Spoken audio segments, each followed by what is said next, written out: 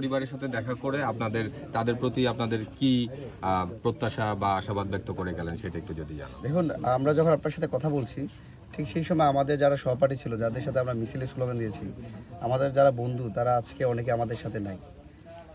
আজকে আমি এখানে যেখানে আছি শহীদ রিফাতের বাসায়, তার বন্ধুরা আমার সাথে আছে যারা একসাথে স্লোগান দিয়েছে।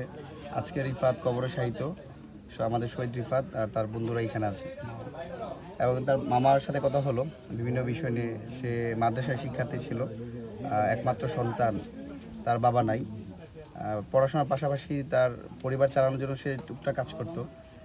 আজকে কিন্তু তার মা একদম সর্বস্ব হারিয়ে ফেলছে, তার স্বামী নাই, সন্তান যে ছিল সেও নাই। তো আসলে আমরা মূলত এখানে আসার উদ্দেশ্য হচ্ছে এই যারা দেশমাতৃকা রক্ষা করার জন্য 18 কোটি মানুষের মুক্তির জন্য যারা তাদের জীবনকে বিলিয়ে দিয়েছে, আমাদের সেই শহীদ ভাইদেরকে সশরীরে তাদের পরিবারের সাথে কথা বলার জন্য, আমাদের শহীদ ভাইদের কবর জিয়ারত করার জন্য এখানে আসছি। আমরা স্পষ্ট করে বলতে চাই, দেখেন, কোনো কিছুর বিনিময়ে কিন্তু একটা প্রাণ আসবে না। যেই মা তার সন্তানকে হারাইছে সে তো কোনো কিছুর বিনিময়ে তার মা ডাকা শুনতে পারবে না। তো রাষ্ট্রের জন্য, দেশের মানুষের জন্য যারা এত বড় স্যাক্রিফাইস করেছে, আমরা এখানে আসছি তারা যেন তাদের প্রাপ্য সম্মানটা পায়, তাদের মর্যাদা পায়। আমরা বলছি যে রাষ্ট্র পুনর্গঠন করা হবে। পুনর্গঠন আগে আমরা মনে করি যে আমাদের আহত যে সকল যোদ্ধা আছে তাদেরকে সুচিকিৎসার মাধ্যমে তাদেরকে সুস্থ করে তোলা, এবং যারা শহীদ হয়েছে শহীদ পরিবারগুলোকে পুনর্বাসন করে আমাদের রাষ্ট্রের পুনর্গঠন একটা প্রধান দায়িত্ব। তারই প্রেক্ষিতে আমি আজকে দাউদকান্দি উপজেলাতে আসছি।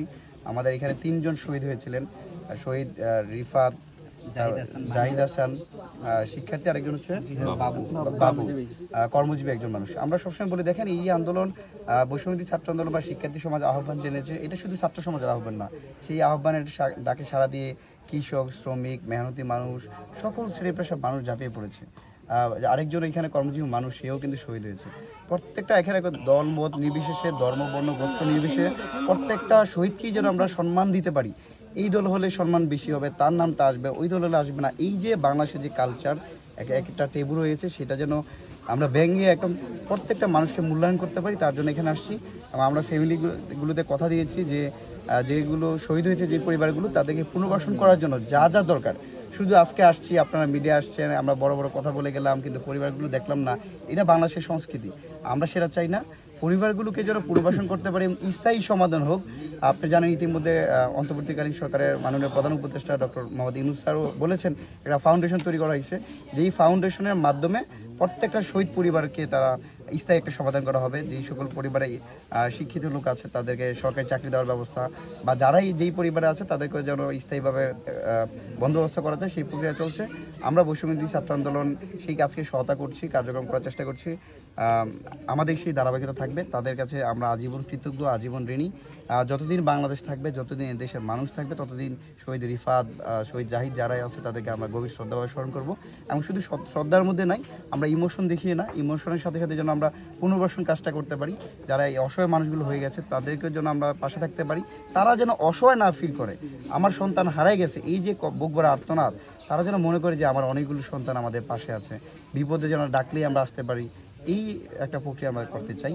সেই জন্য মূলত আজকে সশরীরে আসা এবং কবর জিয়ারত করা। ভাই, আপনার সাথে ঢাকা থেকে কারা আসছেন যদি একটু বলে দিতেন। আমার সাথে এখানে কবিগুল সরকারি কলেজের সম্মানক রুকনি হোসেন রাজ আসছে, মেহেদী হাসান সানি আছে এখানে।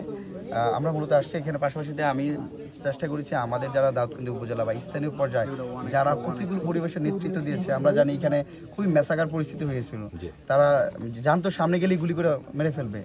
এরকম যারা সাহসী আমাদের সেই সকল শিক্ষার্থী বন্ধু যারা স্থানীয় পর্যায়ে আছে, তাদের সাথেই আসলে মূলত এখানে আসা। ওকে, আর কারো কিছু ভাই? থ্যাংক ইউ ভাই নাজমুল। ওকে, আর তাই ওনাদের জন্য থেকে আমরা